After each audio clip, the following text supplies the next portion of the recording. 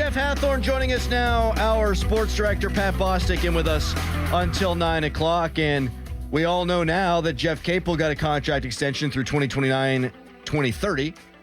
And Jeff talked to him last night. Jeff, what were your main takeaways, A, from hearing about the contract, and then B, from your conversation with Jeff Capel last night? Yeah, it was one of those things. We got the contract news like right before 5, and it was like, wow, okay. And talking to Jeff last night, I mean, he says during his show, like, I love his honesty. Like, he thanked everybody that had his back, and how everybody went through so much work. He thanked the coaching staff and the players and the fans that stuck with him. And he admitted, he heard the fire Capel chants. He heard the stuff about his brother, and they kept plugging along, and they got it rolling. And he feels very confident about this year's team and feels the program's in a good place. Well, Jeff, now that he obviously is extended, and Bub Carrington, the lottery pick, and Blake Hinson doing some great things, probably going to make a roster. So you put some guys in the league. You're very close last year. You were in the thing 2 years ago. Moving forward in the next 6 years that Capel's under contract, what do you think that this team can accomplish? What do you think that Pitt basketball can realistically accomplish under Capel moving forward? I don't know if I want to put any limits on it. I'll say this, they've taken a couple of steps for where they go from it's Pitt in the ACC to, as you start looking at the programs at the top half of the ACC, I'm not saying they're Duke or Carolina at this point, but they've been better than Virginia the last couple of years. I mean, they're starting to swim in that pond. And once you do that, you give yourself an opportunity, and then you allow recruits. And by recruits, I don't just mean kids out of high school anymore.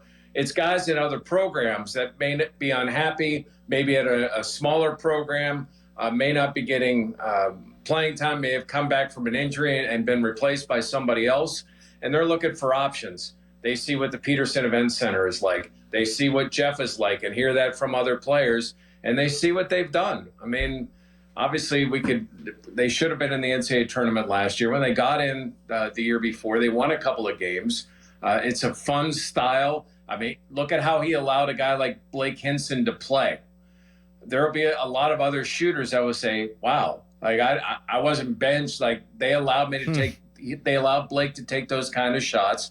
This could be a place I could flourish. And I think that all builds upon each other. And we've seen it over the last 2 years. And I'm excited to see what happens this year. Right this red hot second, who's the best coach / manager in Pittsburgh sports?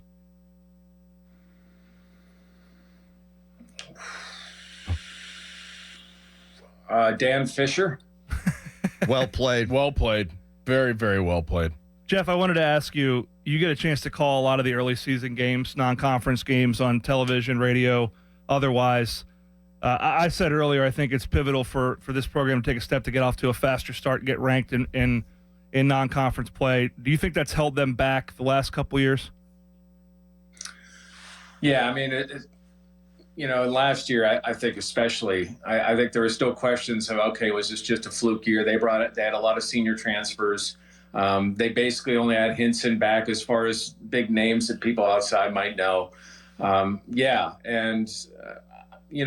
With Jalen Lowe back, I like their chances of doing that. People forget Lowe was the bigger recruit coming out of high school than Bub was. And Lowe in the second half of the season, I would say was playing as important a role as Bub. He was playing some really good basketball. And reports are this summer that he's upped his game to another level. I'm excited to see what that means for this team. They get Papa back.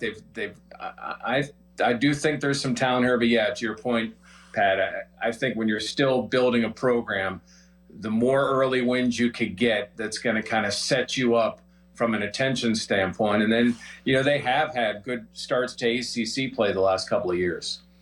Jeff, should the Pirates start Paul Skeens against Philly, or should they start him in the St. Louis series and then again in Arizona, because they're two teams they're fighting for a wild card supremacy with?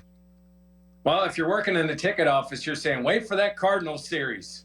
We got time. Yinzapalooza is almost sold out. So let's give it a little time, boys. Let's move that one back. I don't know that it necessarily matters if you're looking to give him a little time and you're looking to buy and trying to figure out how the math is going to work so he can finish the season. And by starting him in the Cardinals series, that helps that. Absolutely do it. Plus, he did pitch Tuesday. While he only pitched an inning, he obviously brought his A game and prepared like it was a start. So, either Sunday or the Cardinals series is where I'd want to see Skeens. Jeff, appreciate your time, buddy. Thanks a lot. Thanks, boys. Enjoy Open Thursday. Let's go.